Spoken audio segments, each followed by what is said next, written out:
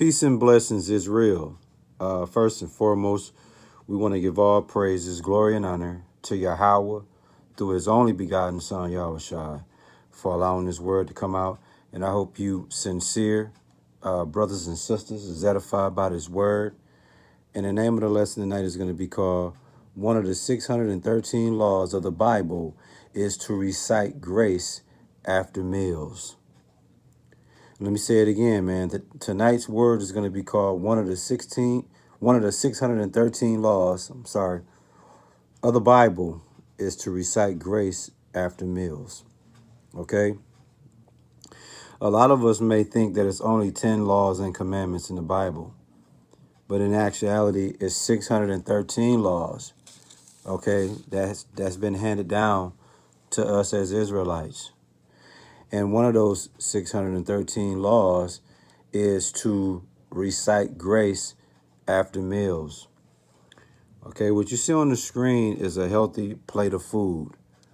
And when we really think about it, man, when the Lord allows us, okay, the opportunity to have a plate of food that we consider as a meal, we are to recite grace, man, after that meal. You see, in this word tonight, we're going to speak about the blessing of a thankful spirit. All right. And this is, like I said before, one of the 613 laws of the Bible is to recite grace after meals. And that's a general rule and law as Israelites. You see? And a lot of us, man, don't have the opportunity to have a full course meal, or a lot of us don't have the opportunity to have, food. A lot of us, man, people eat out the garbage cans. People go to soup lines. People eat whatever they can. And so for us that are fortunate to be able to be in a position to where you can have a meal, a full meal like this, it's mandatory, man, that you recite grace after a meal. Blessing the food, okay? And we're going to come to you in Deuteronomy 8, verse 10. And it reads, when thou hast eaten and art full, then thou shalt bless the food, thou shalt bless the Lord thy God for the good land which he have given thee. You see that? In Deuteronomy 8, verse 10, it says, when thou hast eaten and art full. In other words, when thou hast eaten and fully satisfied, when thou hast eaten plentiful, okay, then thou shalt bless the Lord. Thou shalt kneel down and salute and praise the Lord thy God for the good land which he have given thee. You see that? So what am I saying, y'all? Eating and being satisfied is a thing of enjoyment, okay?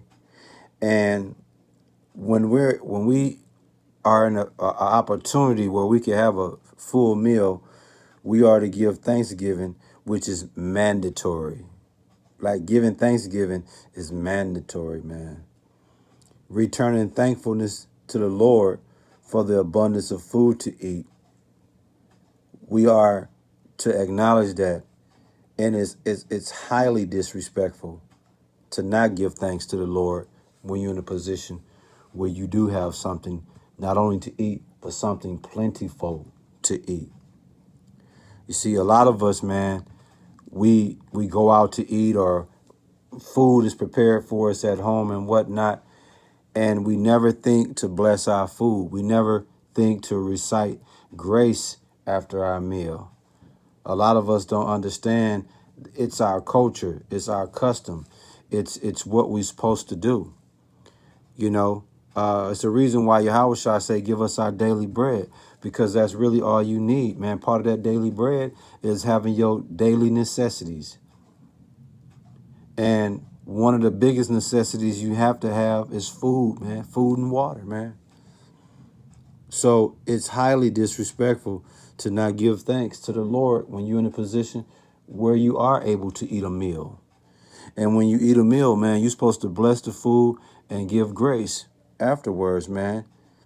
Even in 1 Samuel 9 and 13, it tell you to bless the food before you eat. And a lot of us don't. You know, a lot of times I go out to restaurants and you see these people, they food get brought out to them, man. They dive right in, start eating. And I just be saying to myself, like, dog, God, dog. Like these people, man, you know, they don't get it. But, you know, we have to be conscious of reciting grace after our meals. We have to be conscious of blessing our food, man. I mean, it's a lot of people out here that's homeless, don't know when their next meal gonna come. You got people, like I said earlier in this word, you got people that eat out the garbage can, man. Yeah. So imagine a person that eat out of the garbage can. You don't think you don't think he would enjoy, you don't think he would love to have a full course meal once in a lifetime? And if he's able to do that, even him should be mindful to recite grace after the meal. Even him shall think to bless the food, man. Yeah. Again, in Deuteronomy chapter 8, verse 10, it's one of the 613 laws of the Bible. And it is to recite grace after meals. And in Deuteronomy 8 and 10, it tell you, when thou hast eaten and art full, then thou shalt bless the Lord thy God, who we know as Yahweh, for the good land which he have given thee, man. Yeah, it's a beautiful thing, man. I'm telling you, man. Like I said, we take for granted, man, how blessed we are to be able to eat and be satisfied. A lot of us eat and still be hungry, man. That's a horrible feeling, to eat and you still feel as though you ain't ate. And a lot of these households is going through this. You know, you got people that's short on food in the house. Imagine a family of 6 in a house and it's only enough food to feed 4 people. So now those 4 people got to extend some so all 6 can eat, which means you're not going to be accustomed to being fully satisfied eating. You still going to be hungry, man. And I know what it's like to eat and still be hungry. And we're not talking about being a glutton. We're just saying that the normal necessity of food that you need for your body to be fully nourished, sometimes you don't get that sufficient amount of food. You have to take what you can. Many nights, me and my brother still went to home hungry, man. Went to bed hungry. You know, my mom's, worked 2 jobs just to pay the bills, just to put some food on the table. And there was nights, man, when me and my bro, we just ate. I'm going to tell you a true story about us, man.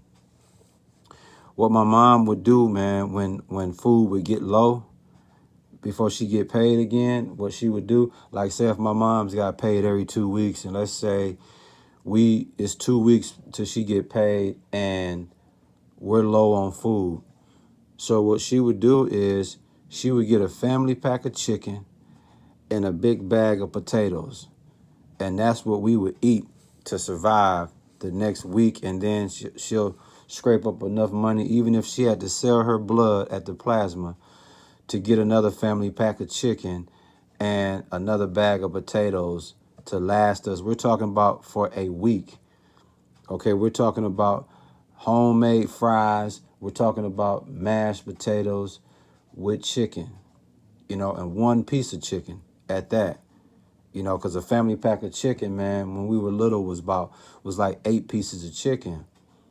So a lot of times, man, me and my brother would get a wing or piece or something and some fries or some potatoes. And then the next day, and then the next day, by the 5th day, man, we just got potatoes. We didn't have no meat no more.